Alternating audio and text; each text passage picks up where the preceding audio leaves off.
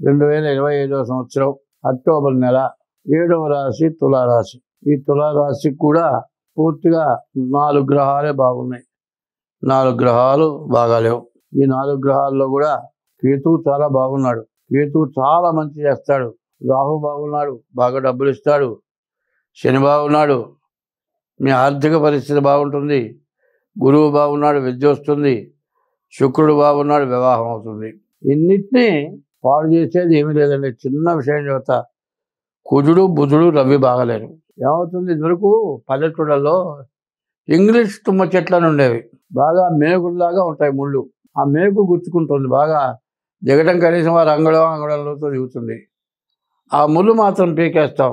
ఆ ముళ్ళుకు చివర నలకలాగా ఉంటుంది. అది విషం. అది లోపల ఉన్నది అంటే సెప్టికల్ అవుతుంది, లేకపోతే ఆనె అంటారు. పెరుగుతుంటుంది, కోస్తుంటమే. మరి ఆ ఆనె ఎట్లా ఇబ్బంది పెడుతుందో ఆ ఇంగ్లీష్ తుమ్మములు ఎవ్వరు వేయక్కర్లే. పొలంలో పంటలు వేస్తే పెరగట్లేదండి. ప్రపంచంలో ఇంగ్లీష్ తుమ్మ చెట్లు లేనటువంటి దేశం నాకు కనపట్టలే. అట్లాంటి ఇంగ్లీష్ తుమ్మ చెట్లు బాగా పెరుగుతున్నాయి. ఈ ఇంగ్లీష్ తుమ్మ చెట్లు ఎందుకు పెరుగుతున్నాయి అంటే, రైతు ఎప్పుడు కూడా పొలాన్ని దున్నటం, వ్యవసాయం చేయటం బాగా ఎక్కువ చేస్తుండేవాళ్ళు. ఇప్పుడు ఆ చెట్టు కొట్టడానికి కష్టమే. ఆ చెట్టు మొదలతో సహా తీసేయాలి. కనీసం 4-5 అడుగుల లోతు తీస్తే కానీ ఆ చెట్టు పోదు. అంత చేసే అసలు వ్యవసాయం చేయడానికే ఓపిక లేదు. ఆ చెట్లు ఎక్కడ తీసేస్తారు. కాబట్టి ఇప్పుడు ఈ తులారాశి పరిస్థితి అన్నీ బాగున్నాయి. అల్లుడి నోట్లో శని ఉందిట. అత్తగారు బాగా చూస్తుంది, భార్య కూడా బాగా చూస్తుంది. వీడి సిగ్గు ఏమి తినలేడు. నాకు వద్దు, ఆకలేదంటాడు, వెళ్ళిపోతాడు, పొట్టం మార్చుకుంటాడు.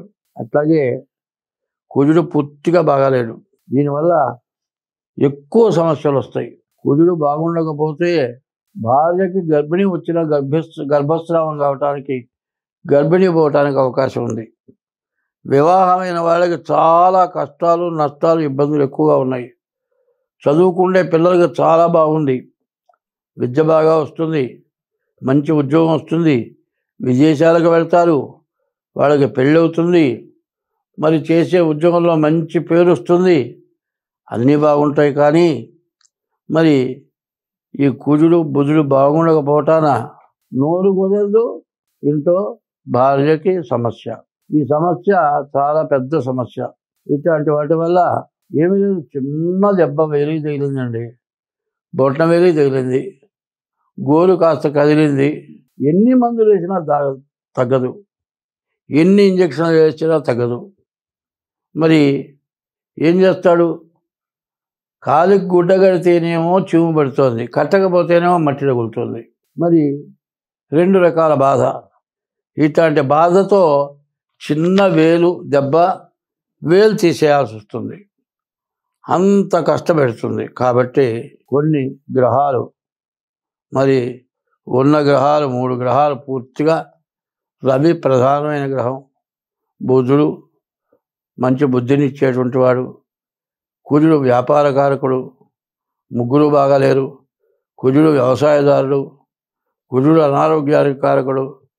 ఇటువంటి గ్రహాల వల్ల చాలా నష్టాలు, కష్టాలు బాగా ఎక్కువగా కనబడుతూ ఉన్నాయి. అయితే ఉన్నది చాలా మంచి. ఎటువంటిది? మరి డబ్బులు రావాల్సిన వస్తాయా? మరి మోటార్ ఫీల్డ్ వాళ్ళకి బాగుంది. ఏదైనా 2 వీలర్లో 4 వీలర్లో కొనుక్కోవటానికి అవకాశం ఉంది. నీవు చెప్పిన మాట సాగుతుంది. చదువు బాగుంది, ఉద్యోగం బాగుంది, బాగా ఆదాయం బాగుంది, మంచి భార్య వచ్చింది. మరి ఇవన్నీ వచ్చేమైందంటే పంచపక్ష పరమాన్నాలతో వంట చేశారండి. ఉప్పు మాత్రం ఎక్కువైంది. నేతితో చేశారు, ఏం లాభం? ఆ ఉప్పు ఎక్కువైతే తింటారు లేరు. ఈ రాశి పరిస్థితి అట్లా ఉంది. అన్నీ బాగున్నాయి, తినటానికి వీల్లేదు, తినటానికి ఇబ్బంది. అందువల్ల ఈ రాశి వాళ్ళు ముందుగా డేట్ ఆఫ్ బర్త్ ద్వారా మీ జాతకం చూపించుకోవడం చాలా అవసరం. అట్లా చూపించుకొని మీ డేట్ ఆఫ్ బర్త్ ద్వారా మీ జాతకం చూపించుకొని ఏమి శాంతి చేయాలో చేయించుకోండి. అట్లా చేసుకుంటేనే మీరు బయటపడతారు. అట్లా కాకుండా ఏమంటే మాకు డేట్ ఆఫ్ బర్త్ లేదు, ఏం చేయమంటామంటే డేట్ ఆఫ్ బర్త్ లేకపోతే హస్త సాముద్రిక ద్వారానైనా సరే మీ జాతకం చూపించుకోండి. వీళ్ళ పరిస్థితి ఎట్లా ఉన్నది అంటే చెప్పాను కదా, అన్నీ బాగా వంట చేశారు, ఉప్పు కోయించి తింటానికి పనికిరాదు. నేల చాలా గట్టి నేలండి, అన్ని రాళ్ళు ఉన్నాయి, మళ్ళీ తోవటం ఎందుకు, పునాది ఎందుకు, ఫౌండేషన్ ఎందుకు, పైన కట్టాడు ఇల్లు. 3వ రోజు కూలిపోయింది. మైండ్ ఎట్లాంటిది అంటే లోభిత్వం మైండ్. ఇది లోభిత్వమైన పనులు చేయడానికి అవకాశం కనపడుతుంది తులారాశికి. అటువంటి వాటి వల్ల విపరీతమైన నష్టం. కాబట్టి ఈ లోభిత్వాన్ని మానుకోవాలంటే వెంటనే మీ డేట్ ఆఫ్ బర్త్ ద్వారా మీ జాతకం చూపించుకోండి, అన్ని విధాలా బాగుంటుంది. స్వస్తి. ప్రతి రాశి వాళ్ళకి, ప్రతి వ్యక్తికి, ప్రతి జీవరాశికి ఇప్పుడు చాలా కష్టం వచ్చింది. కుక్కలు ఉన్నాయండి, అవి బజార్లో ఉంటాయి, ఎవరన్నా పెట్టిన తిని పడి ఉంటాయి. ఈ వరదలకి అవి కూడా బతకలేకుండా పోయినాయి. జీవరాశుల్లో తేళ్ళు ఉన్నాయి, పాములు ఉన్నాయి. అసలు చెప్పాలి అంటే భూమి లోపల 21 లక్షల జీవరాశులు ఉన్నాయి, భూమి పైన 21 లక్షల జీవరాశులు ఉన్నాయి, ఆకాశంలో 21 లక్షల జీవరాశులు ఉన్నాయి, సముద్రంలో 21 లక్షల జీవరాశులు. భూమి లోపల, భూమి పైన, ఆకాశంలో, సముద్రంలో ఈ 4 రకాలు, 21 84 లక్షల జీవరాశులు. ఈ 84 లక్షల జీవరాశులు కూడా ఇవాళ బాధపడని జీవరాశి అంటూ ఏదీ లేదు. ఇంత కష్టం ఎందుకు వచ్చింది? ఎవరికి వాళ్ళు బాధలు వచ్చినాయి, ఏ రకంగా బయటపడతాం? రోజు కూలికి పోయేవాడికి 2 నెలల నుంచే వర్షాలు, కూలి పని చేసుకుంటానికి లేదు, ఏ పని చేసుకుంటానికైనా ఇబ్బందే, ఎక్కడికి పోవటానికైనా ఇబ్బందే. మరి ఏమీ జరగట్లేదు. దాదాపుగా ఏ వృత్తి చేసేవాళ్ళకైనా వాళ్ళకు ఎప్పుడు వచ్చేదానికంటే 1/4 కూడా రావడం చాలా కష్టమైపోయింది. కొంతమందికి అసలు ఆదాయమే లేదు, తినడానికి తిండి లేదు, పస్తులు పడుకునే పరిస్థితి వచ్చింది. నీళ్లలో మునిగిపోయి, నీళ్లలో కొట్టుకుపోయి, వరదల వల్ల చచ్చిపోయి ఎన్నో బాధలు పడ్డారు. ఇన్ని బాధలు ఎందుకు వచ్చినాయి? నువ్వు చేశానా, నేను చేశానా, ఎవరు చేశారు అని ఆలోచించుకోవాలి. ఇదంతా చేసింది మనమే. నీరు పళ్ళ మెరుగు, నిజము దేవుడు ఎరుగు అన్నారు. పళ్ళల్లో ఇల్లు కట్టావండి, నీళ్ళు పోకుండా ఆపావు, ఆ నీళ్ళు బ్లాక్ అయిపోయినాయా? నీరు పళ్ళ మెరుగు, నిజము దేవుడు ఎరుగు. నువ్వు నిజం చెబితే మాత్రం నువ్వు నిజం చెప్పావో అబద్ధం చెప్పావో దేవుడికి తెలుసు. అబద్ధం చెబితే దేవుడు స్వీకరించాడు, నిజం చెబితే దేవుడు స్వీకరిస్తాడు. ఇది ఎందుకు ఇట్లా వచ్చింది, ఎందుకు ఇట్లా వచ్చింది అనే దాన్ని కొంచెం 2 ముక్కల్లో చెబుతాను, ఆలకించండి. కుక్కలు ఉన్నాయి, బరగొడ్లు ఉన్నాయి, రకరకాలైన జీవరాశులు ఉన్నాయి. వాటికి సంభోగం చేయటానికి, సంతానం ఉత్పత్తి కలగటానికి దానికి కొంత టైం ఇచ్చారు. ఆ టైంలోనే ఆ జీవరాశులు కలుస్తున్నాయి. మిగతా టైంలో ఆ జీవరాశులు ఆడ జీవరాశికి మగ జీవరాశి ఆడ జీవరాశి జోలికి పోవటం లేదు, మనం చూస్తున్నాం. చిత్తగార్తెల్లో కుక్కలు అంటారు. ఇట్లా ఉంటుంటే చిత్తగార్తె కుక్కల కంటే మనం ఘోరమైపోయినాము. మిమ్మల్ని ఎవరిని అంటలే, అందరూ, నేనే కాదు నా పిల్లలు కూడా కావచ్చు, అందరూ ఇట్లా తయారైపోయినారు. ఏమిటి? ఎప్పుడు కూడా వివాహ వ్యవస్థ చిన్న భిన్నమైపోయింది. వివాహం పెద్దల సాంప్రదాయం ప్రకారం జరగటం లేదు. ఎవరు ఇష్టం వచ్చినట్టు వాళ్ళు చేసుకుంటున్నారు. చీడ పెళ్ళైన తర్వాత భార్యను చుట్టం లేదు, తల్లిదండ్రులకు అన్నం పెట్టడం లేదు, తల్లిదండ్రులు వెళ్ళగొడుతున్నారు, కొన్ని చోట్ల వృద్ధాశ్రమంలో చేరుస్తున్నారు.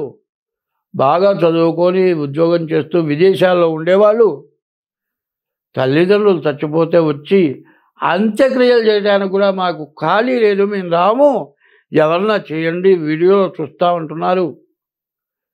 నిన్ను కని పెంచి పెద్ద చేసి సర్వస్వం ధారబోసి విద్య బుద్ధులు చెప్పించిన తల్లిదండ్రుల్ని నువ్వు చుట్టలేదు.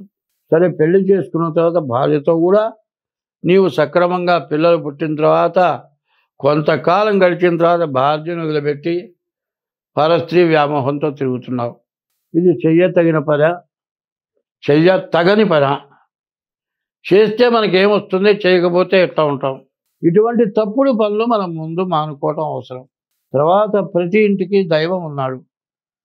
కొంతమంది రాముడిని పూజిస్తారు, కొంతమంది శివుణ్ణి పూజిస్తారు, కొంతమంది విష్ణువుని పూజిస్తారు, కొంతమంది అమ్మవారిని పూజిస్తారు. ఎవరి ఇష్టదైవాన్ని వాళ్ళు పూజిస్తారు. అదే కాకుండా ఇప్పుడు వస్తున్న పరిస్థితి ఏమిటంటే, చదువుకున్నావు దేనికిరా అంటే ఉద్యోగం కోసం, చదువు విజ్ఞానం కోసం కాదు.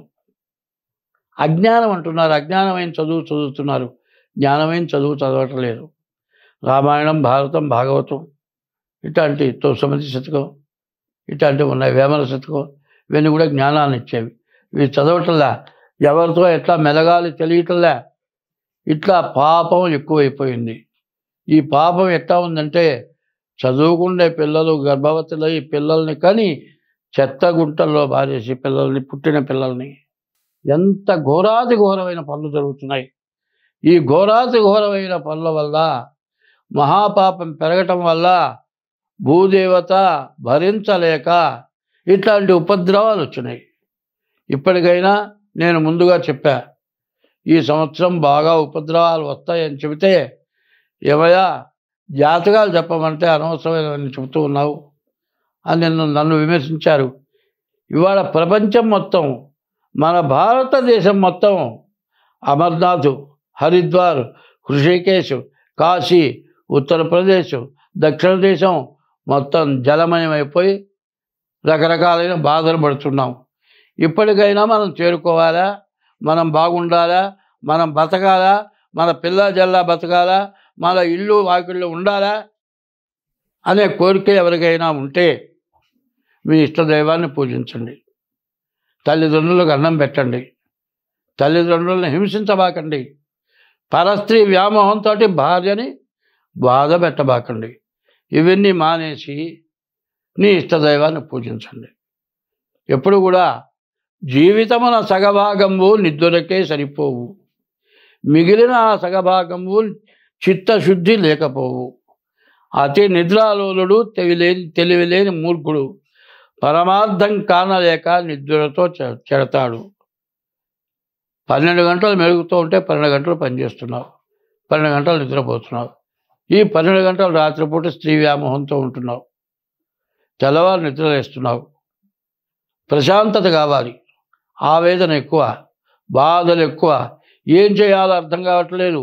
మరి తన వృత్తిలో ఏమీ సాగటం లేదు, తలకాయ నొప్పి, కోపం ఎక్కువ వస్తుంది, ప్రశాంతత లేకుండా పోయింది. ప్రశాంతత లేకుండా అశాంతి ఎక్కువై శాంతి లేక బాధపడుతూ ఉన్నారు.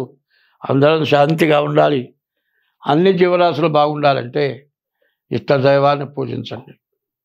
ఎప్పుడు కూడా ఒక మంత్రం, ఓం నమ శివాయ, ఓం నమో భగవతే నారాయణాయ, ఇట్లా శ్రీరామ రామ రామ, ఇట్లా మంత్రాలు ఉన్నాయి. ఇవన్నీ కూడా ఖాళీ టైంలో కూర్చొని సెల్ పట్టుకొని చూడటం కాదు కావాల్సింది. సెల్ వచ్చింది ఎందుకయా అంటే చూడరానివన్నీ చూడటానికి. మరి ఫేస్బుక్ ద్వారా పరస్త్రీలు ఎంత అందంగా ఉన్నారో వాళ్ళని చూడటానికి, వాళ్ళకి ఫోన్లు చేయటానికి, వాళ్ళతో మాట్లాడటానికి, దాంతో భ్రష్టు పట్టిపోవటానికి జరుగుతుంది. అవసరమైనంత వరకే ఫోన్ వాడండి, మిగతా టైంలో మీ ఇష్టదైవాన్ని పూజించండి. ఎప్పుడు కూడా భగవంతుడి నామస్మరణ ఎవరైనా సరే ప్రతి వ్యక్తి 2 గంటలు చేయండి. అట్లా చేస్తే మనం ఉపద్రవాల నుంచి బయటపడతాం, అంతా బాగుంటాం.